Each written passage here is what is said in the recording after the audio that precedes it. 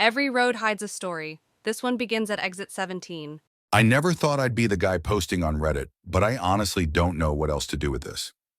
My name's Daniel, I'm 32, and up until a few months ago, I thought I had a normal marriage. My wife, Alyssa, is 29.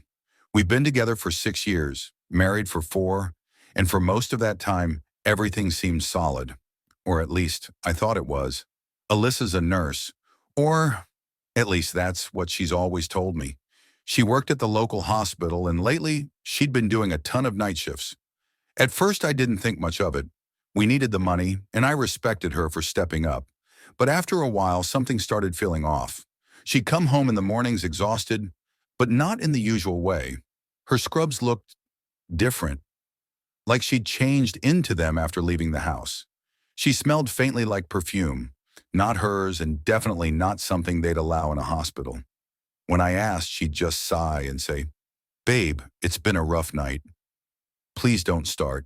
And I didn't, because I trusted her, until the night I decided to surprise her. It was our anniversary, and I wanted to bring her dinner during her shift. I stopped by her hospital around midnight, holding her favorite food and some flowers. I asked the nurse at the front desk to page her. She checked the system and told me something that made my stomach twist. "There's no Alyssa working tonight," she said. "She's not on the schedule this week." I laughed it off, thanked her, and walked out. But inside, I felt this cold, crawling panic. I texted Alyssa, "Hey, where are you?" She replied instantly, "Busy. Can't talk. Emergency case." My heart dropped. She was lying.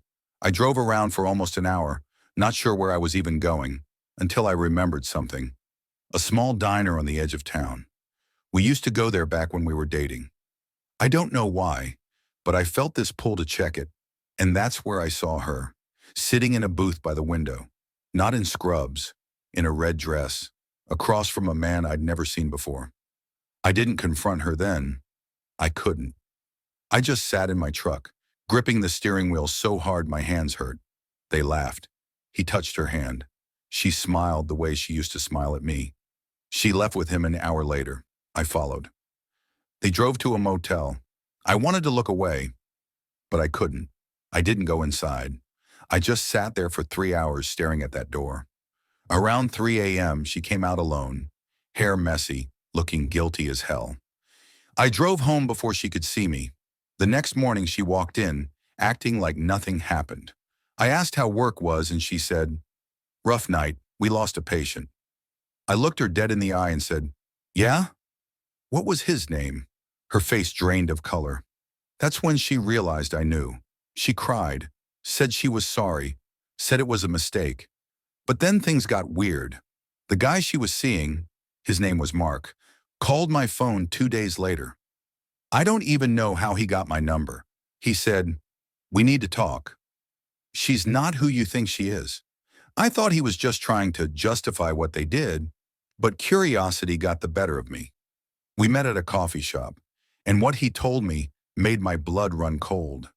He said Alyssa wasn't a nurse. She'd pretended to be. Apparently, she'd worked at the hospital years ago, but got fired after stealing medication.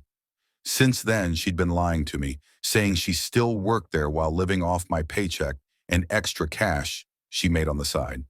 That extra cash? She and Mark were running a scam, a fake home care business. They'd target elderly clients, pretend to be medical professionals, and steal their credit info. I didn't believe it until I checked her work bag. Hidden under her scrubs were several fake IDs and prepaid debit cards. I felt sick. When I confronted her again, she broke down completely. She said it started small, that she never meant for it to go this far. She swore she was going to stop, that she was scared. I wanted to call the cops, but before I could, she was gone. Her car, her stuff, everything disappeared overnight. It's been 2 months now. I've filed a missing persons report, but deep down, I know she's not missing.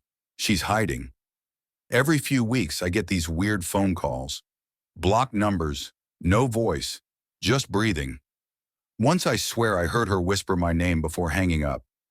Then last night, I came home from work to find an envelope taped to my door. No return address. Inside was a photo of us. from years ago. Alyssa and me at that same diner. On the back, someone had written, "You should have just let her keep working nights." Now I keep a baseball bat by my bed. And every time I hear a noise outside, I wonder if tonight's the night she comes back.